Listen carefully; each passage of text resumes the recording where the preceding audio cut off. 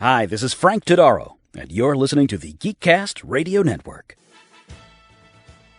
This is Starscream, the true leader of Cybertron, and consequently, all things Transformers. Get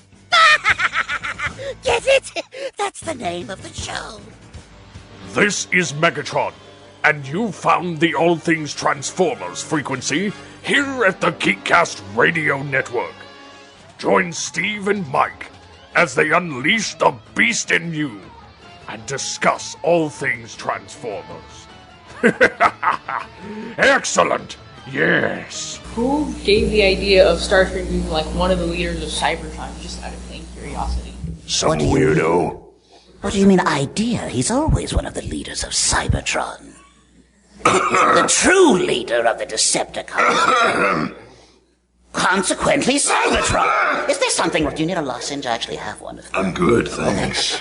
I don't know, the writers, people smarter than I am. I'm just a monkey who reads the lines, but, oh my lord, I love the idea. It's such a natural progression for him to do that, right? To go into politics. There have been many voices of Starscream. Chris Latta, obviously the first and arguably the best.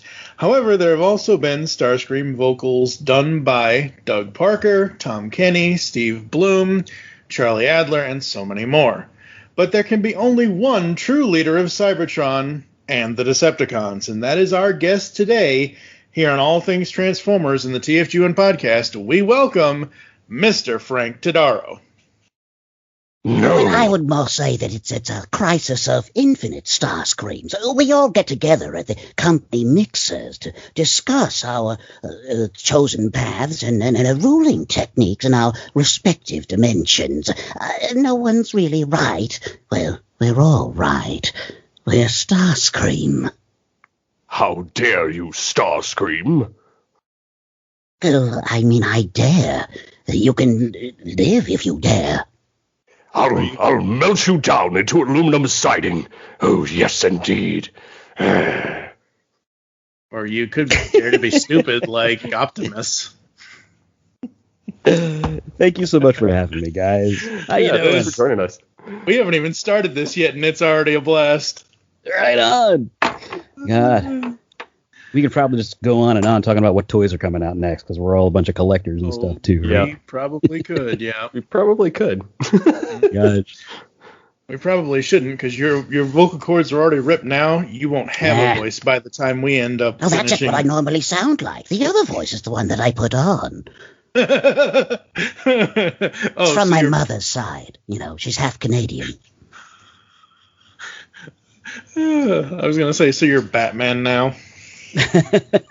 Oh, my lord, no. I'm going to corner Katie Holmes in the subway or something. Jesus. Now, wait a second. Kevin Conroy never did that. No, not the Batman. You're right. Yeah, you're right. Yeah. There is only one Batman, and there's only one Joker. Katie Holmes. Oh God. All right. I'm sorry. I'm throwing you guys off. I apologize. No, it's hilarious. It's awesome. Think of the fun. That's right, Joker. Before we get started, and I always ask this, but I always preface it. If you're going to get in trouble, don't say anything. But is there any upcoming projects that you can tease our listeners with? Oof, the high. So this is a great question for me because I'm so stupid that I forget everything anyway. So I'm not going to remember anything that's spoiling. Things that are coming up for me. Well, Kingdom, of course, that's coming up. I think they just announced that it's going to be in July. So they just at PulseCon. The Cuphead show. I get to play Mugman in the Cuphead show, which I'm super, super excited about. I cannot gush about that enough. I don't remember what I can and can't talk about, so I'll just say some video games and stuff and TV shows and things. And I don't know. There are things. And there you have it. What was that? I says, and there you have it. You speak TV? I speak TV. Yeah, Mike's eyes are rolling in his head right now. My eyes rolled so hard it was audible across the room. Oh, I felt it near Burbank, man. Yeah. Uh-huh. That's right. I feel he's down to be stupid. All right, Waspinator. All right. This is a Waspinator-free zone, don't you know? All right, so Frank, where did you grow up? I grew up in Queens, New York, right around the Flushing area of Queens. Lived in Astoria for about 15 years, Forest Hills for a couple years. So I just bounced around Queens. I'm a glorified townie, only my town just happens to be New York. So you're a Mets fan. Oh, yes, I grew up right in the shadow of Shea Stadium. Let me tell you, I'm a Mets fan, Spider-Man fan by default. That's I think Spider-Man is a Mets fan, so it kind of makes its own gravy. There you go. So that's why it's good. The Mets fans, it helps you build character because you're just used to disappointment all the time. You're much kinder than the Yankees fans. So you got your early start in acting like you were expecting something different. Oh, the Mets. Let's go, Mets. I love the orange and blue. That's where I'm from. I'm a New Yorker, and now I live out in Burbank, beautiful downtown Burbank. Yeah, totally different end of the country. Yeah, other side, big giant volleyball game. So, did you always want to be an actor or a voice actor? I think it was always in the back of my mind. I mean, we all go through different things as we grow up, but when I was a kid, just telling the story the other day, I used to, we're all probably around the same age, I'm assuming. Probably not. I'm probably much older. I'm practically dust at this point. There are these tape recorders that we all had with the little handle that goes ka-chunk, ka-chunk on the outside, and the one is half speaker. So I had one of those as a kid. It was a hand-me-down from my mother. And I would record every time that all the little kids came over and we would all be playing. I was a little kid too. There's nothing weird about that.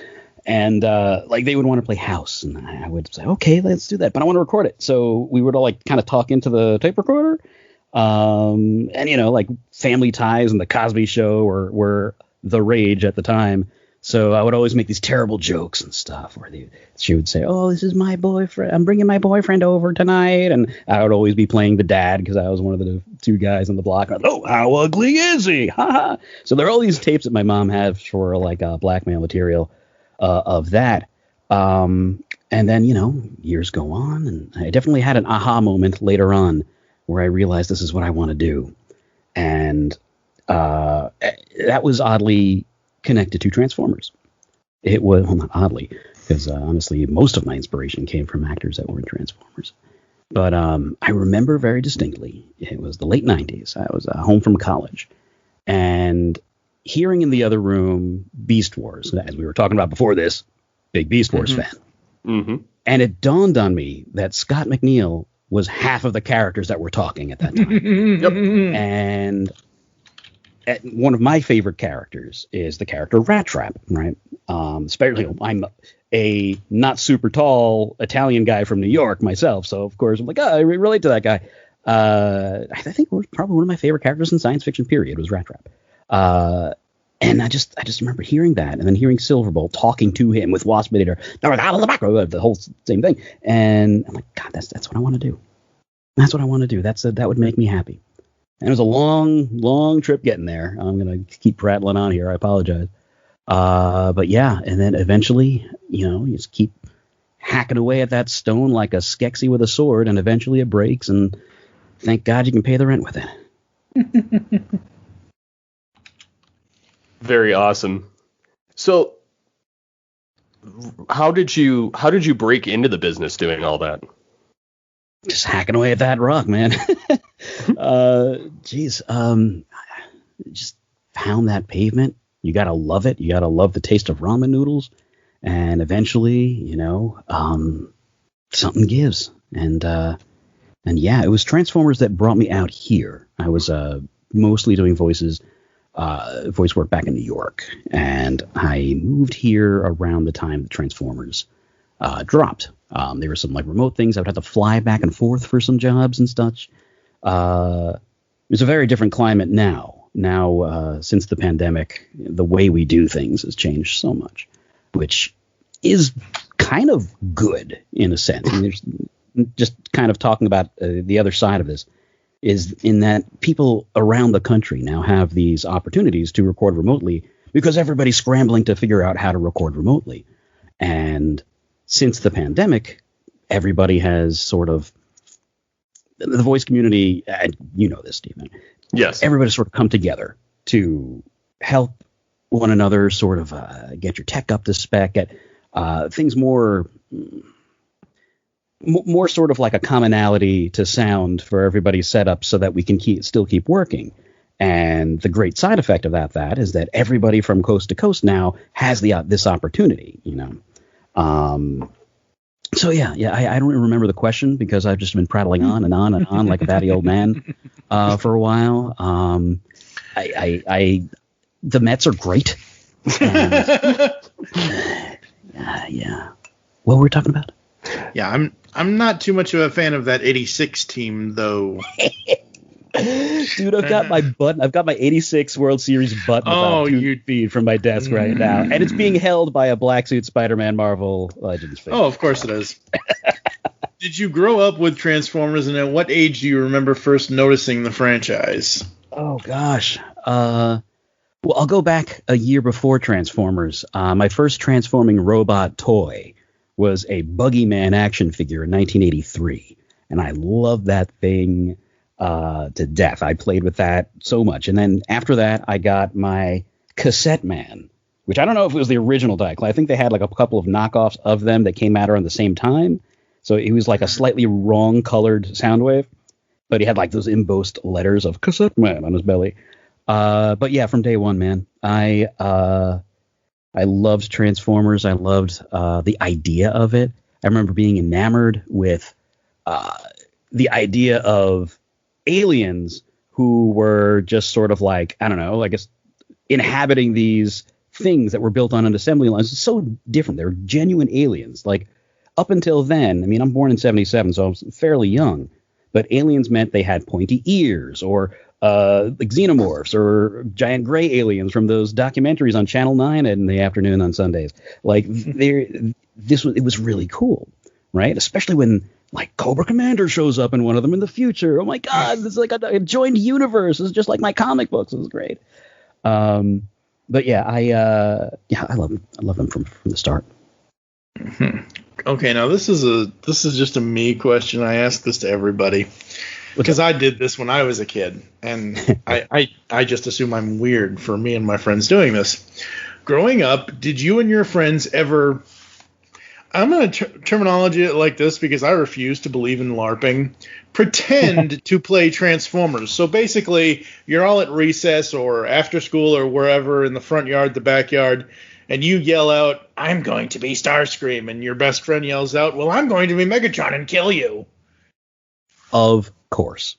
And I will say that when going back to the other question about how you get into voice acting, I think that between playing make-believe like that, running around on our front lawns, right?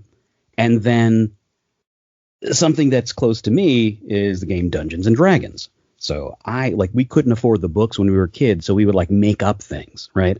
So it got to the point where like you were playing with your toys, but then you kind of make rules and stuff, and you're playing with your toys, or you're running around pretending. I remember one of my friends pretending to be Baron Von Joy from the GoBots and running around the courtyard and the school we were at in Bayside. And like it was the natural progression was to start playing role-playing games. And then eventually in high school, I met a group of friends first week of high school that I don't know if you curse on this, so I'll say I kid you not. Okay, then I shit you not. Every Saturday, we still get together now via Skype around the country and continue the same second edition game that we started in 1991. Oh, wow. And that is, and other games. We're playing Star Wars and Vampire and Rifts. But that was invaluable to my career.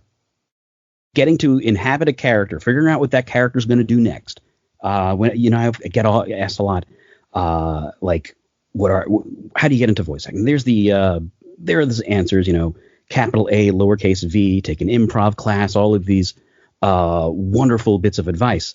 But the advice that I always get is play Dungeons and Dragons or some other role-playing game. Think on your feet. in that way, because I cannot express how valuable that was in training for the rest of my life doing improv. Like, bought off a couple improv troops back in New York, and I remember when I get like, oh, this is kind of like Dungeons and Dragons without the dice, only we're walking around, which goes back to your question about running around pretending you're Galvatron and quoting things and making up new stories. There's a creative output there that is what people do for a living when they're making cartoons. So it all kind of comes from the same muscle that's in your head. And yeah, anyone who says that you're crazy for doing that, they're just making up a story. They forgot. Everybody did that. And the people that don't stop doing that, they're making cartoons that you watch every day. So it's all full circle, and everything kind of serves towards that sort of anyway, I'm gonna prattle on here. But you get the picture. Dungeons and Dragons. I like Dungeons and Dragons. Or trying to imitate your favorite characters while you're playing with the action figures. Yeah, that's great. And when I play with the action figure now, I can say it's canon, you know? Yep. It's like, Don't you know I do the voice? But the figures never talk back, though. That's the problem. well, I always have this joke because I do audio drama voiceover, and they thought it was funny because I told them about this story that I used to talk to myself in a parking lot when I worked for a car dealership in different character voices, just to see, because I used to listen to like a lot of the voiceover podcasts like Rob Paulson's, and hearing how actors would, change their voice as quickly as possible. Like for instance, like Frank Welker, where he would jump character to the point that Wally Burr would think that it was somebody else cutting him. We got to go back. We got to recut that. No, we don't, Wally. It's just Frank. Yeah, it's just Frank. So I love those stories so much. I love that story too, and I remember hearing it at TFCon many years ago, and it was one of those moments that kind of inspired me to do that, and so I started practicing it. And of course, I walk by a car and there's somebody sitting in it, and I'm talking in 4 different character voices, arguing with myself. Awesome, and so I tell this story to the people I work with now, and they're like, well, you know that when we write another season, we're going to have you talk to yourself. And they did. That's the best, isn't it? Oh, yeah. Getting to talk to yourself is hilarious. Yeah. That's cool.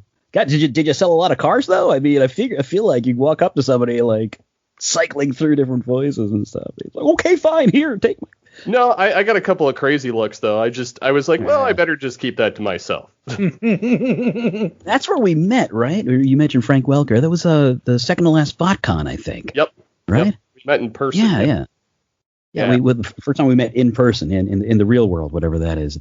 That place that's imaginary, The place that exists when I'm not playing Dungeons and Dragons? Okay.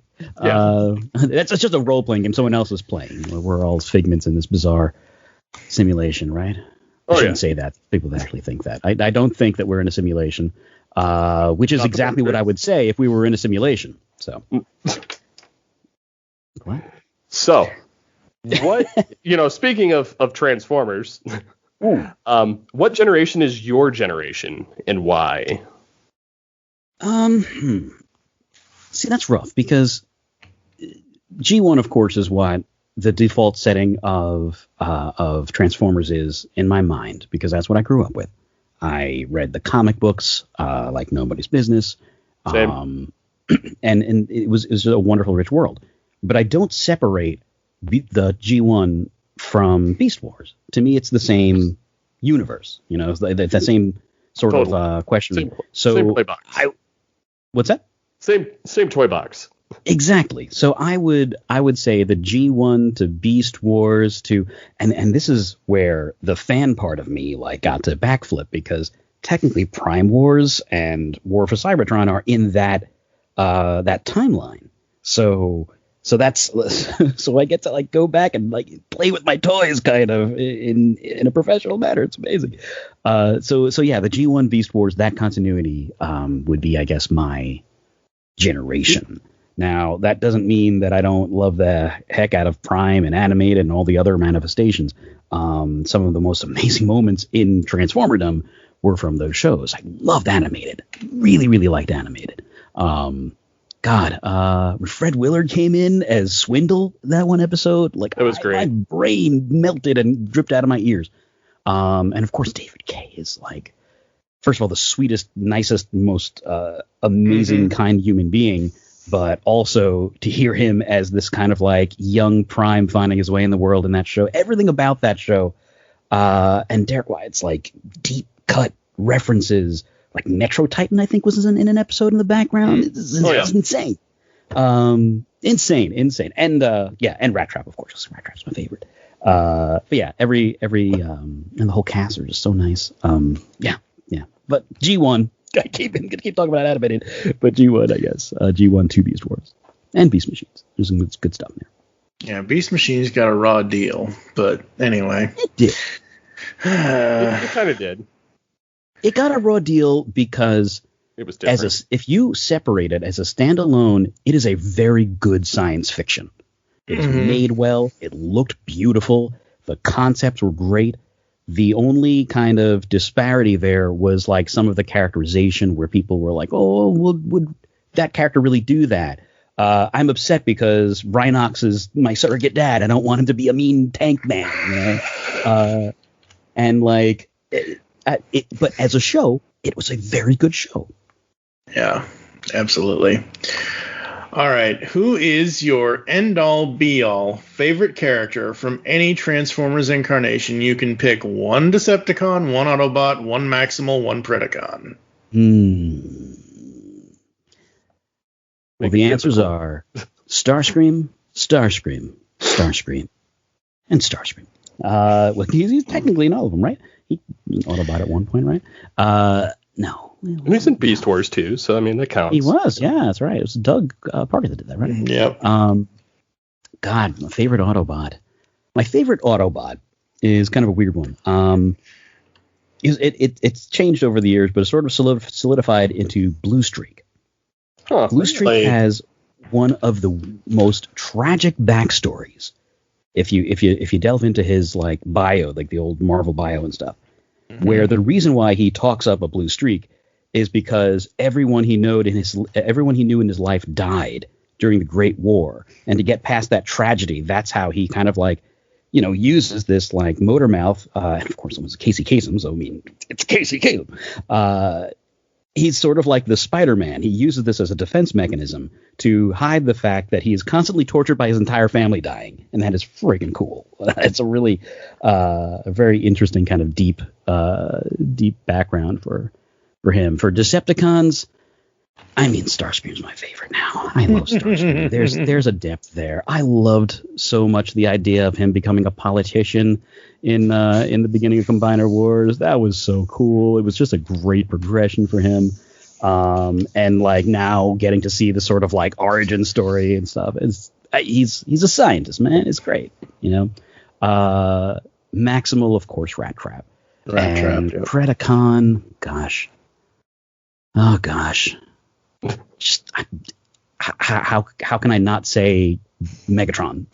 I don't know how I can. Like, there's something amazing about all of them. Dinobot is amazing. I just watched Code of Hero again the other day when I was opening my toy. I'm like a little kid, with the cowboy hat on, watching a Western, opening my Dinobot while watching Code of Hero. But there's just something so it's like melted chocolate. The Beast Wars Megatron is it. That's my choice. I haven't gotten that figure yet, so. I was fortunate to find him. In early January, and I have not seen him in stores since. I ordered from BBTS because Pulse was always out. So he exists somewhere. My toy exists out there somewhere. Eventually, it'll come to my house. That's it. That's right. Yeah. That's why I keep telling everybody, just pre-order through BBTS. You save yourself the stress. You'll get it eventually. But I like the hunt. And so I hang out on AllSpark's Discord, and then we sit there and we banter back and forth of whether we can find it or not. And I've managed to collect the entire first wave and second wave of the beasts. Nice. Like I just opened Air Razor is right next to me on my desk. I'm painting her to be show accurate right now. You're what? I'm painting the figure. Oh, right. Cool. To be show accurate. Yeah, it drives me nuts like that they cheaped out on the paint apps, but I love the visuals of the molds that they finally have for these figures. I just love how they figured out sort of like the folding of the panels for some of the wings to make it look like the CGI model where they just shrink. I don't know what they're going to do with Pterosaur, but like I don't know either. But I was coming very close to getting a second Dinobot for Beast Wars Grimlock, and then they're going to have a Beast Wars Grimlock based off the Uprising comic, and I was like, I don't know if I want to do this now. And like a G1 Mirage too, right? Are they doing a G1 Mirage? God, that's cool. Great time to be a fan. So many toys, so little time. We don't deserve this, do we? You know, like it's. Oh yes, we do. After what they put us through in the '80s, yes, we do. We deserve this. I know we're spoiled now. We get all these awesome toys now. Yeah. It's definitely a moment of like, where do you go from here? Because they have gone and mined so many of these like so many like G1 figures that you never really thought, Japanese exclusive figures. I can't believe that Overlord was in Prime Wars, you know, and let alone like this masterpiece of a figure there. And then they go back and redo things that you just got a couple of years ago. This Studio Series Grimlock, like that's a masterpiece that you can drop on the floor. It's amazing. Well, it's the same scale too. And it's a masterpiece that costs a fraction of the price. This is true. That's what I like so much about these new toys. Like Dinobot. They finally have a good Dinobot in budget pricing. How often do you go back and rewatch any of the Transformers cartoons that you're not a character in? I mean, I was just saying, I just watched Code of Hero the other day. I'll throw one on in the background, mostly Beast Wars, in the same way I would put on like Star Trek The Next Generation or The Office or something, just kind of like put it on. Because after a while you watch them so many times, it's like listening to a song that you know really well, you know, that you kind of have all the beats down. But yeah. In fact, I probably watch things that I'm not in far, far more often than things I am in. We all love Transformers comics. Which incarnation do you love and why? Love what they're doing with IDW. The Lost Light Crew stories were amazing. But the tail end of the Marvel run, the Furman stuff, I don't know, honestly, there's so many from the early run, the Bob's. That just has that special place in my heart because that's what I started with, you know. And I am behind. I have a lot of the big black spined collected ones, you know, IDW put out, the hardcovers. Of the two different runs, the two different kind of realities when the movies came out. Not realities, you know what I mean, like the phases, I know what you mean. Two phases of the IDW universe. But to actually answer the question, I would say the original Marvel run. That's one of my favorites too, actually. Yeah. I remember scrounging them. When they showed the Ark, I couldn't help but notice right away that the face looked just like the last Autobot from that last issue. And then to find out that no, that's on purpose. And then you see, what's his name? The Action Master, Mainframe, is it? Yeah. No, not Mainframe. It is Mainframe, right? Yeah, I think so. And the you know what I mean. Teletran 1 is like not Teletran, Teletran. Yeah. Teletran 1. It was kind of basically that exact figure. It's pretty cool. Yeah. So, what was your favorite, or actually your first Transformers toy as a kid? My first Transformers toy was a red Bumblebee. It was a wrong-colored Bumblebee. So, Cliff Jumper. Most of it today. Bumble Jumper. I know. Yeah, but I don't know, is it Cliff B or Bumble Jumper? But the red version of Bumblebee. Yeah, it's Bumble Jumper. In the package that had him, yeah. Nice. How big is your Transformers collection? It's pretty big. There's about 100 Rubbermaids in a undisclosed location. back in New York in storage because most of my G1 and all that sort of stuff is over there. Over with the stuff that made it across, those few select pieces came from that period across the country when we moved. But everything from like the Thrilling 30s forward came across with me. So most of that stuff is here. There's some G1 and whatnot. I have the misfortune of not just collecting Transformers, so I'm definitely gonna need a bigger boat fairly soon. But yeah, it's probably bigger than it should be. Probably bigger than it should be. So, how do you feel about non-transforming Transformers? Especially, like, I've seen the studio, or the, not the studio, the red figures, which, don't get me wrong, they look awesome. But what is your opinion of just non-transforming Transformers? For me personally, I love the idea when it's of an old Action Master. Like Super 7 just put out Bonsaitron as one of their, like, premium action figures. Have you seen this? Yeah, I think so. I've seen the photos of the Super 7. Yeah, I don't know if they're actually out yet. They had one of the Insecticons and a Ghost Starscream. But yeah, I would love the non-transforming figures of the Action Masters. I mean, of course, I would like them to actually transform too. But but yeah, outside of that, I mean, I haven't really been collecting them. I've seen them in the stores, and I think what's just held me back is like just holding the Netflix repaint of Earthrise Optimus, if you got that one with the little 2 minicons or whatever. Yep, I got that one. Yeah, that is a perfect toy. There's no way to improve that. Like the dimensions, the whatever. It is a perfect toy, and the joints were all tight on the one that I got. It's great. So I don't really see the need outside of being a completist, which I'm not. I can't be a completist.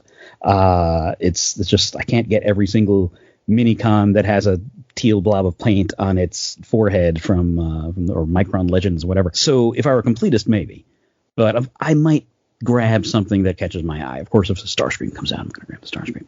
But like that Cheetor figure, they were on the shelves next to each other the last time I went to Target to buy cat food, and it was they had Cheetor from Kingdom next to the Red Series Cheetor, and the Red Series had some great paint apps and stuff, but the one that transforms, they have already figured out the technology to make it look that great as a robot. So I don't know. I'm not going to say that it's not for me, but I definitely would not buy it in lieu of the awesome transforming one that they've already worked out how to do. I could see that. And one of the reasons why why I'm asking people, or why we are asking people this question, is because eventually I'm going to steer the conversation to Funko. Have you gotten the Funko Pop Starscream yet? I have not been able to find it. I am also someone who likes to hunt in the wild. Like when there's not a global pandemic. But I like to find things. It feels like there's an accomplishment. I do nothing. I wake up from my bed and walk into a closet all day. I need the physical activity, and I have not found that. I found Bumblebee. I think it's a Target exclusive, right? The Funko Pop. I think so. Yeah, it is. I have not seen it yet. I've not seen it yet.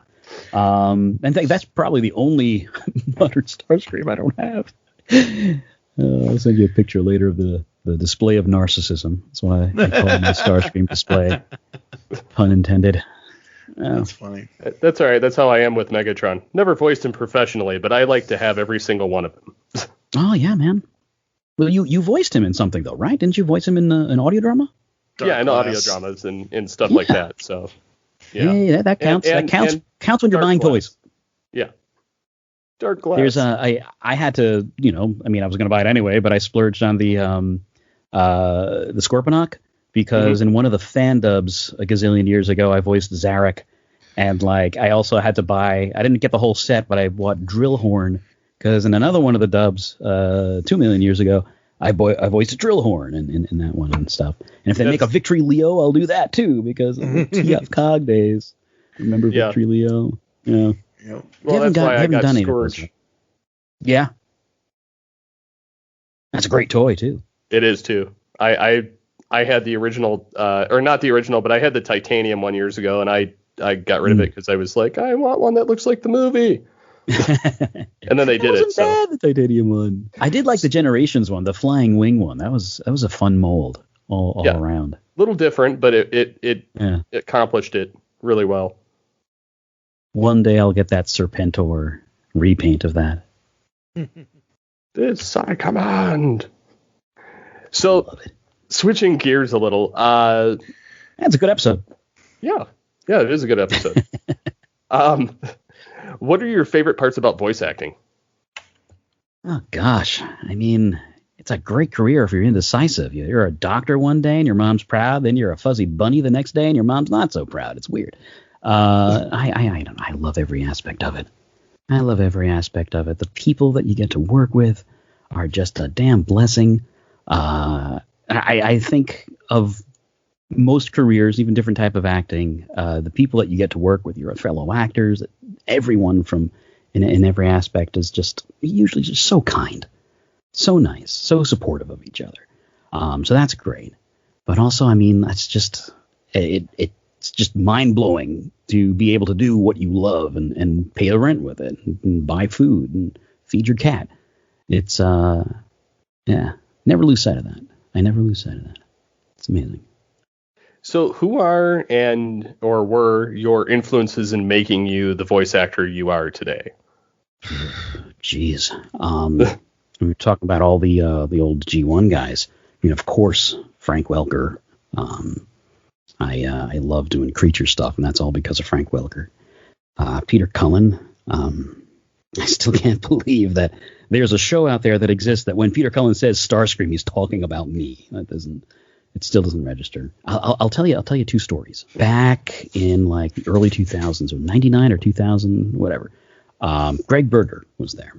And I was like, I made my own demo and like, excuse me, sir, may I give this to you? Whatever. Very nervous and stuff. Greg turns around and says, not unless I can give you my own. Gets up, goes back to his hotel room with his wife, grabs one of his discs, finds me on the floor and gives me his demo. I still have that thing to this day. It is one of my prized possessions because, like, here's the stupid wet behind the ears kid walking up to Grimlock, right? And he's just like, no, I'm just going to treat you as like, this other, we're going to exchange them. And that's it. And like, and that stuck with me. It stuck with me. And another story, Michael McConaughey.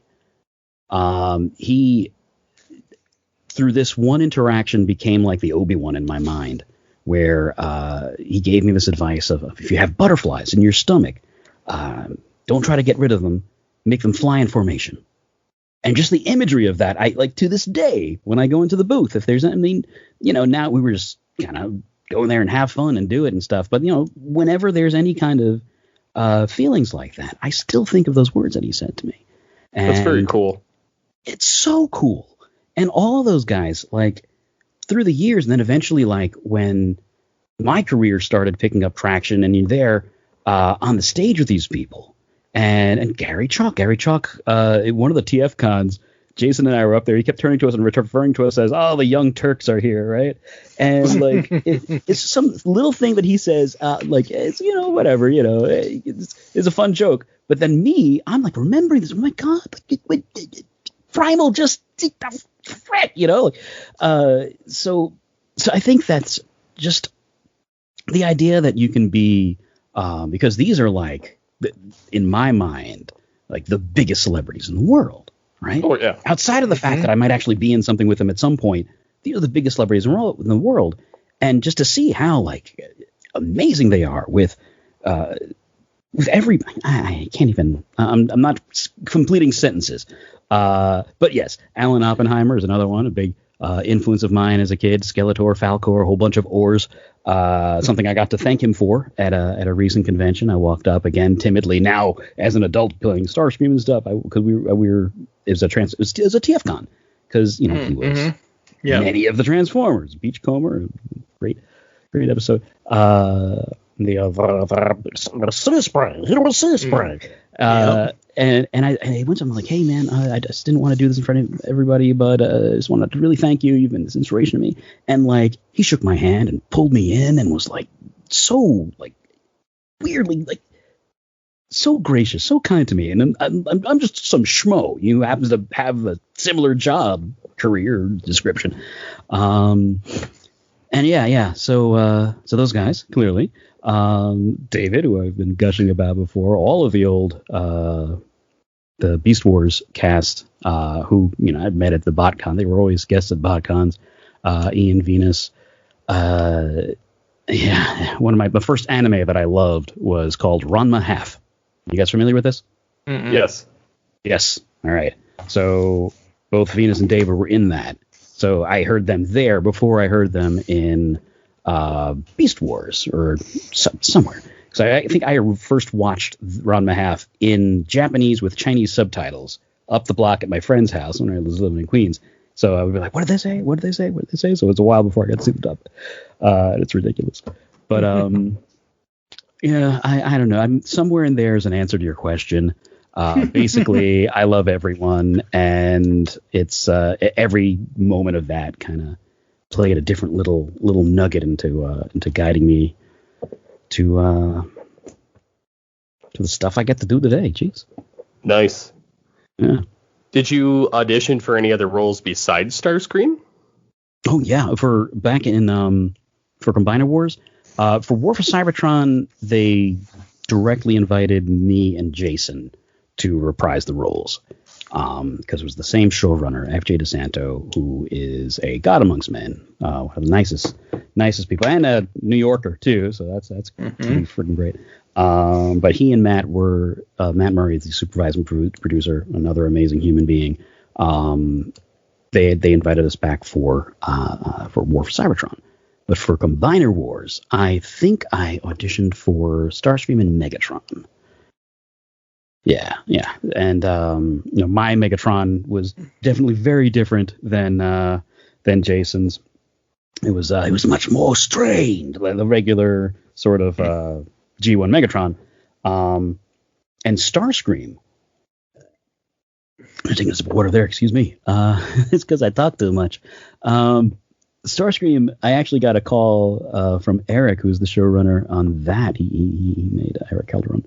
Combiner Wars, I got a phone call from him when I was shopping. I was grocery shopping and Stop and Shop off of Metropolitan Avenue in Forest Hills, if anybody knows what that is. Mm-hmm. And he was calling me to tell me that he could not hire me, and that it was a sad call, and to say that he didn't know what he wanted and yada yada yada. So I got the call and ran out into the back into the parking lot. I'm standing next to a dumpster. And he's like, "Oh, I don't really know what I have in mind. Have you ever seen Game of Thrones? There's this character Varys that I was thinking, okay." And we were going back and forth to try to figure out this is the voice of Starscream, because he did not want G1. He did not want that. Understandably. And we're going back and forth, and then he's like, "Hold on, I've got to get someone else on the call." And then back and forth. And he's like, "I got to call our casting director. Hold on." So, like I said, I'm walking back and forth by a dumpster in the middle of Queens. My girlfriend comes out, and I'm like, "I'm so sorry that I had to just walk away from you, but And so we drive back to the apartment, and I'm pacing back and forth, waiting for this call. And Eric calls me back, and he's like, "You know what? The casting director just reminded me that they worked for me. Congratulations, you're Starscream." And again, I shit you not. Next day, I was on a plane. The next day, I was recording. It was like that quick. Wow. And it was like, it blew my mind. And also my birthday was like the day after that too. So here's something kind of fun. I spent my birthday playing Dungeons and Dragons with the showrunner and a bunch of other people from the industry around here, because I had my lucky D20 in my pocket. And after it was me and Abby and Eric were sitting at a bench outside after we did our first records. Abby Trott, the amazingly talented Abby Trott, who played Windblade she's a Demon Slayer and Carmen Sandiego, a bunch of and we're sitting out, and I take the thing. I was like, "Oh, you're a player, hey?" I'm like, "Oh, yes." And what are you doing this weekend? I'm going to sit in my hotel room eating 7-Eleven food on my birthday. So yeah, I got to play Dungeons and Dragons. And it was ridiculous. I was a dwarf, and they were all like range weapons. I could do nothing. I just stood there screaming, holding my axe like John Rhys Davies. And but yeah, another intersplice of Dungeons and Dragons in into life.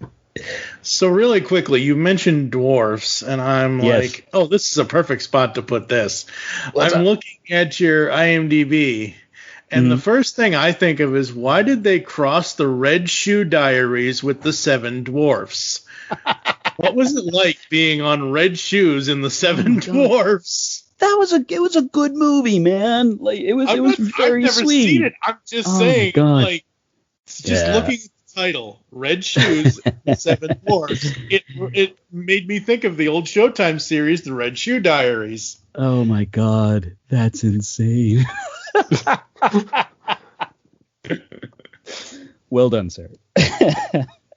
I try. Oh my god.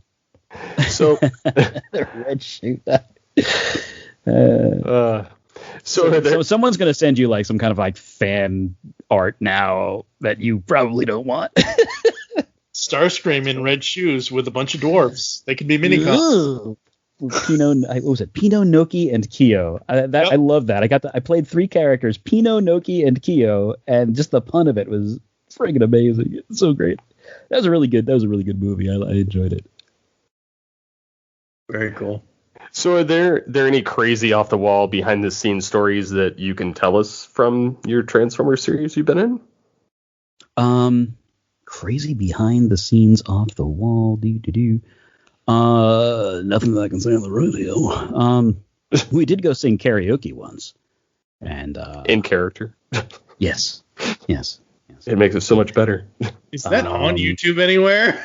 It was not. We were literally just hanging out after a records once, and Starscream sang "Creep."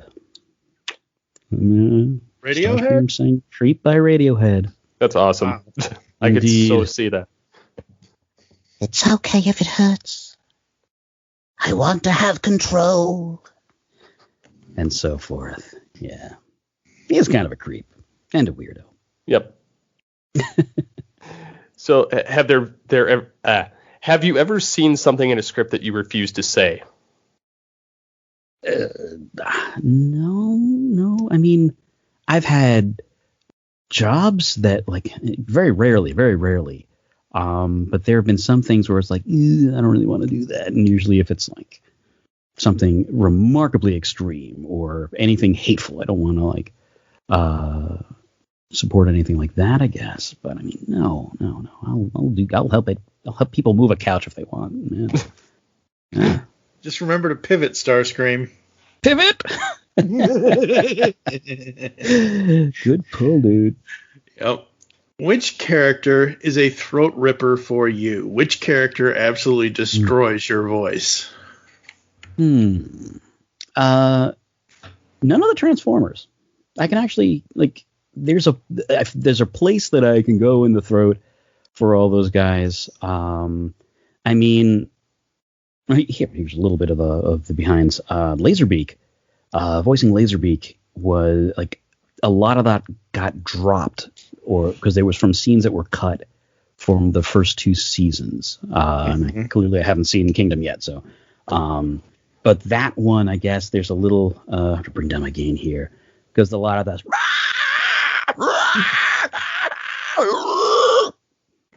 So that kind of doing that for 2 hours is a bit much. Absolutely. Yeah. It sucks that he's gone, but if he was still around today, do you think you would survive a Wally Burr session? Oh my God. That's the dream, isn't it? I would. It doesn't matter how many licks you take. You're just smiling the whole time. Yep. Oh man, yeah. All right. So somebody said to me after WandaVision was over, and I don't know if they said it to me or if I read it online. Somebody said to me, your Starscream, Jason's Megatron, WandaVision style. And I'm thinking to myself, I need to get the two of them in a room and figure out who would be Wanda and who would be Vision, and then have them voice it. That sounds like a panel idea, my friend. It could be. Starscream and Megatron. I was trying to get Jason to do this for a while. My girlfriend actually went through and transcribed an old Odd Couple episode where those are fun. Megatron would be Oscar and Starscream would be Felix. And I just wanted to no change to the text, just read them straight through. Because there's something there. There's a sitcom there, and especially in the Prime Wars kind of relationship that they had. There's definitely something there. That would be hilarious. I had to do in one of my acting classes in college. We had to do a scene from The Odd Couple, and I could clearly imagine those two characters. Yep. So, what's your favorite part of the Transformers fandom, since we keep going back to that? Transformers fandom? Yes. Like what? Like what? Give me an example. So like maybe like the panels or the groups that are online, or. Oh yeah. Oh, okay, yeah. Man, one of my favorite things was at conventions, where we would all like sit in the lobby playing paper telephone and like sort of hanging out, and the parts parties were always super fun. Remember the parts parties? Mm-hmm. People would come with like tackle boxes full of random missiles and crap, and go to somebody's hotel room. So we really know how to party at a Transformers convention. Late night drinking and swapping missiles. Silence. That joke fell. That's. I can't imagine Starscream drunk. Well, there's that image of the bad energon when he's drinking. My left wing fell off again. The tolerance is just, very low. See what I did there, Joe? Joint tolerance.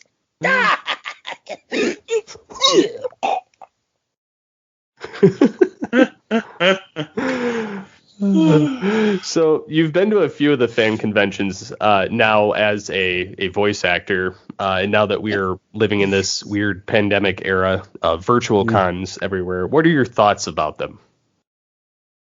About them the virtual cons. The virtual cons? Yes. That's cool. I mean, I don't have to wear pants. It's wonderful. One of the things I really, really miss, though, is when I do get to go to a convention on the guest side of things, when there's downtime, I get to go to the floor and rummage through boxes. So I definitely miss that. Oh, yeah. I don't know when we're going to feel safe doing that again. I mean, literally putting your hand in a box like a friggin' Bene Gesserit witch with disease inside. I don't know if that's in the immediate future, but I very much miss that. But outside of that, everybody's been wonderful with these online things.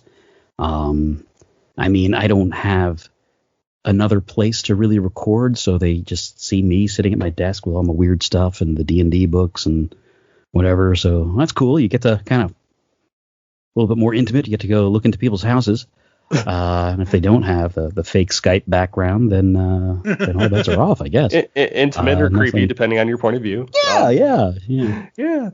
Auto-tune them afterwards, right? Yeah, digital stalkers, details. Yeah, details. Yeah, I actually watched your guys' con at or panel at the Iacon Online in January. Yep. Oh, that was fun. That was really fun. Yeah, I had a panel myself, but it was about Beast Wars, and I went on a soapbox, and people were like, "Yeah, that's awesome." What was your soapbox? I didn't get to see it. It was all about how Beast Wars was what the Transformers fandom needed 25 years ago and what it still needs today. Basically, Beast Wars saves Transformers, essentially. The inter-character, and specifically Beast Wars Season 2, the Transmetals season. Oh, yeah. That was my favorite. Some of the best science fiction, but also some of the best character interactions in the science fiction. It has everything that makes like all the Star Treks and Star Wars, all of the things that work were there in that second season, and I love it so much. Oh, and it touches on so many genres too. That's the one season that like you can pretty much go back and watch every episode, and none of it's filler. Yeah.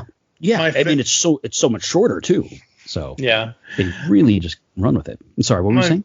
My favorite scene from season 2 is between Megatron and Rhinox, where Megatron is trying to get Rhinox to let him in the ship or whatever. To get the golden disc. Rhinox is like, go away, I'm busy. And he just puts a bunch of distortion noise feedback with him. And he's like, stubborn maximal fool. I love that sound effect that they used for the audio feedback. Oh, it's so good. I come in peace. You're about to leave in pieces. No need for violence, Rhinox. I merely wish to talk. Go ahead. It's a free planet. I'm busy. Stubborn maximal fool. He'll soon regret this impertinence. I love how just legitimately a force to be reckoned with Rhinox is. He never changes. He's not like, he doesn't get transmetal or missiles that shoot out of his butt, or he's just Rhinox. But he's like Dad, you know, where like he doesn't show how big his guns are, but then when you finally make him angry, he can defeat Megatron probably. He's amazing, but he doesn't seek to be leader. Rhinox is God. I feel like every day watching that show, you have a new favorite character, and it's whoever is on screen. Black Arachne is your favorite character. Silverbolt is your favorite character. I mean, Rat Trap, of course, forever Rat Trap. I think my Skype handle right now, as you're talking to me, is Rat Trap. Don't give it out. I'm not going to say that. Give a it version out. of that. And you're right. It's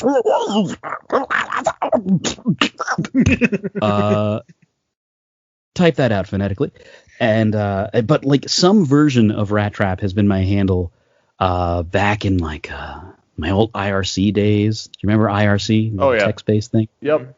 We used to go on there and Telnet and the AllSpark boards before I was broadcast. I was a version of Rat Trap.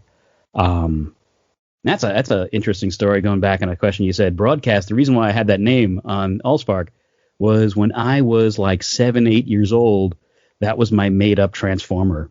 That was my OC. My made up fan character was Broadcast, because I loved Soundwave. I loved the things, the Transformers that turned into mundane objects. I was tickled with, you know. So I made this guy. He was a triple changer. So it was really cool. He turned into the big old dumb wood panel television that was in our living room and a satellite, because I wanted to make him as useless as possible, but a communications officer. 8 years old. I thought this was really cool. Maybe 9. And so he was Broadcast, and he was like, and this is before like I knew anything about Twincast or when Blaster dies and comes back as a plaid blaster. So yeah, man, that was it. That is the origin of why Broadcast was my handle for so long, because in my mind it was my own character. So it's always fun to create your own characters, though. Yeah. I mean, Josh did that. That was when I was 9, but it's not like it stopped. It's great. I love the non-show toy characters too. You can kind of like look at them. Oh, you're the Autobot chef. It's like Ultra Magnus when he doesn't wear his armor, but he never shows up that way. Yep. So what alt mode would you want to have if humans could transform? A 2001 Jeep Cherokee. Very specific. It's the car I had that I liked. Yeah, that's it. Or a 1993 Chrysler LeBaron convertible, British racing green with gold ragtop and gold interior. Another car I had at some point. Seems to be like a trend to pick old cars. I have an old, or I owned an old 89 S15 GMC pickup.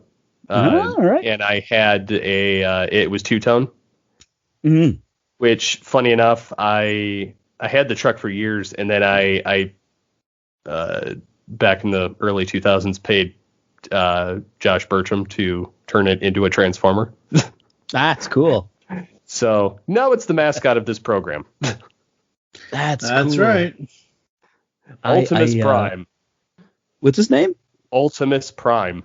Ultimus Prime. So what does Ultimus Prime sound like? I have no idea.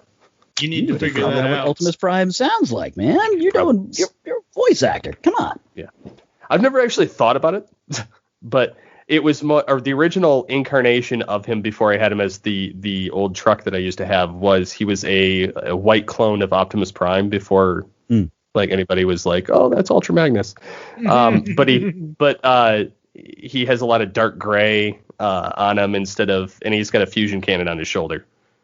So like best Megatron. Of both worlds there. Yeah. So, but he's more militaristic and less, freedom is the right of all sentient beings. No, they help us too. You should totally figure out what he sounds like. Could just sound like you, and then do intros for the show as the character that is the mascot that is the Transformer, wheels within wheels. Pun intended. That's really cool. That would be fun. That would be good. I will do that.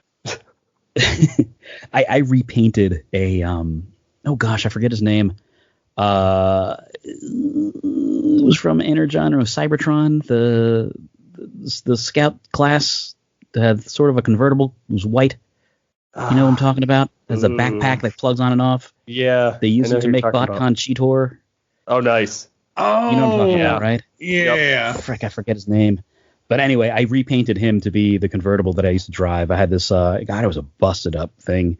It was held together with duct tape. I had to bolt a button to the dashboard in order to hold it down when I have to turn on the ignition in order for the engine to actually turn over. But yeah, so this thing I had flowered seat covers on it too, only because the upholstery was ripped. But this thing was it was janky as heck. But I'm driving around New York, who needs it? And so I made his Cybertronian mode out of this toy. But we got metallic green paint, and I did the whole thing. It's somewhere around here, I think. I'm thinking about doing that with a Combiner Wars Ironhide because it's a truck. Oh yeah, yeah. So, or maybe that's next on the agenda. Move the Ironhide as a pickup truck, right? It is. There you go. That'll work. You do a face swap if you want. Yeah, just have Optimus rip off his face. It's fine. Yeah, just rip off put Prime's face on it. It'll work. Give me your face. Give me your face. Would you like to inform the fans where they can interact with you online? Sure. Let's see. My website is franktodaro.tv. Twitter, I'm not a big tweeter, but Frank Todaro VO. I think Frank Todaro Voice on Facebook. And then on Instagram is just F Todaro. I think that's everything. If you see me in the grocery store, just say hello, I guess. I don't know. That's where you can find me. You find him in the grocery store. Make sure you talk to him as Megatron. In your cereal aisle. Yes. Ooh, what would it be like if Starscream had a cereal of his own?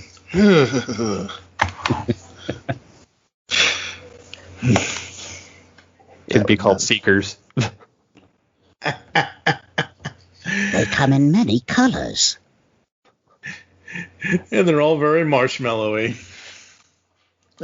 So sugary sweet. They rot your teeth, kids. Oh, wait. For just a split second, please, as Starscream, say TV rots your brains. TV rots your brains. Thank you so much. That is awesome. Very well. Oh, that's awesome. Good. Any final lines from you, Megatron? Anything you want to say as Megatron to Mr. Todaro or any of the voices that he voices? I'm all ears. Ah, yes. It's Starscream. Whatever happened to you after I had the Maximals send you into outer space? Oh, it depends which reality you're really looking at. I mean, for a while I was a notary. I had a bed and breakfast in Vermont for a bit. It was a little crazy. The neighbors were weird. But mostly just working on myself, trying to, rebuild myself up after the whole death thing. And I'm feeling really confident now. But I'm thinking of maybe writing a book. What would you call it? Oh, A touch of beneath death. my wings. The wind beneath them.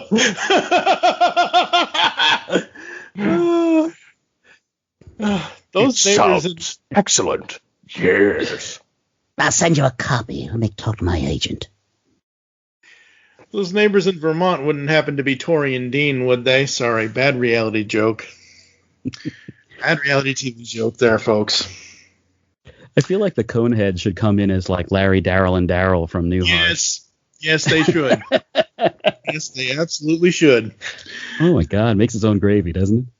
Yes, it does. All right. We'd like to thank Frank for taking the time to chat with us here in this Geekcast Radio Presents interview. Transform, transcend, and we'll catch you next time here on All Things Transformers and the TFG1 podcast. Unleash the geek in you. Good night, everyone. I can't even talk. Oh, wow. That sounded just like Dan Gilvezan. What the hell? It wasn't even Dan Gilvezan Bumblebee. That was just like his regular voice. Jesus, don't do that. This is bad comedy. Soon, thanks to me, the Autobot raids on our detention centers will come to a swift end. Or should I say, a swift and brutal end.